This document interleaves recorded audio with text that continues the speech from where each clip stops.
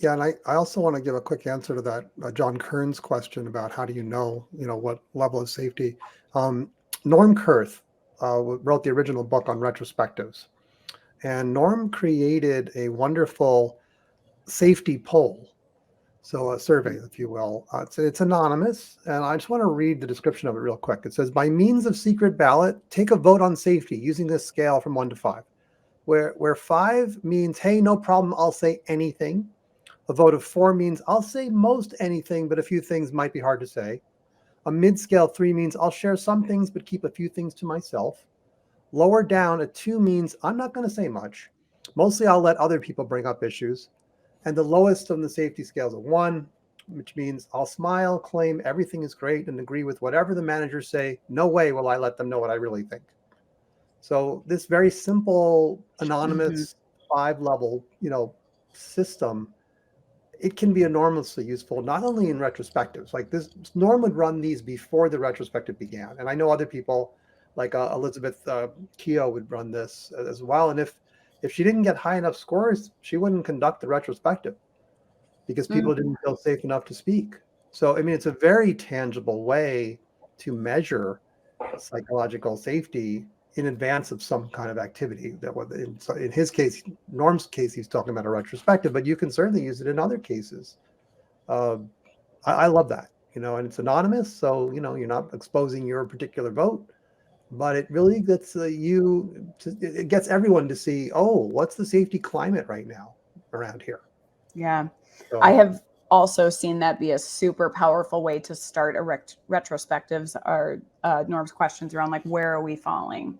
Because the point is like if we're just saying things because that's what we think that's what you want to hear. Now, I've also had interesting conversations with folks who say, well, you know, let's say when I've been a manager in the past or I'm in a position of power and there's a leader above me, they say, well, that person's not ready to hear this.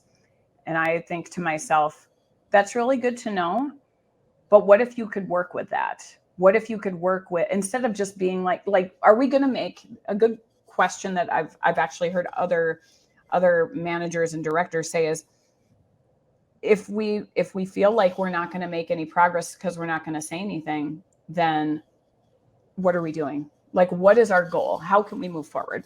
yeah, and I just would add, we were recently talking to a potential new customer, and they were going on and on about how awful the blameless culture is Mm, in their shop. Right now, you hear like blameless retrospectives, something that Etsy was doing quite a bit of, where they're getting it right, which is like, okay, we're not blaming anyone, but we are going to improve based upon what happened. In this company we're talking to, they have a blameless culture where everyone's nice, right? I'm referring to yeah. this LinkedIn users asking, can you contrast psych safety with being nice? Everyone's really nice to each other. And when the problems happen, nothing gets fixed, nothing gets improved.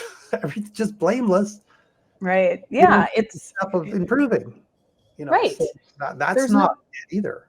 No, and that's not helpful. Like, we're never going to improve anything if we do that. So it kind of goes back to like Kim Scott's radical candor.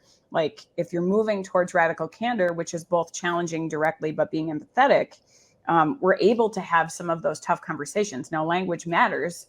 We have to think about how we're saying things. But if we're not doing that, that's ruinous empathy, as Kim calls it. It's as a human who lives in Minnesota, it's Minnesota nice. It's we're going to say these things or we're going to try and be really nice, but it's not going to make any improvements. It's not going to make anything better. We're just pretending. And as someone who is born in Boston, I have a very hard time pretending that things are fine because I really don't think that. And it's absolutely a stereotype, and not all Minnesotans are like this. But there's a reason why people talk about Minnesota nice. They also call it Minnesota ice because Mm. then it means we're not being honest. We're kind of just, we don't want to really confront, we don't want to deal with like what those real problems are. And what John had also said, John Kern said about listening to your nervous system first, that's always what I try and bring up about like, when do you know if you're safe? How can you know that? You're going to feel it in your nervous system first. So if you feel like you can be yourself, have good, like you feel passionate, have good conversations, it's more about that than it is about feeling like comfy, cozy, safe. I think that's a misconception.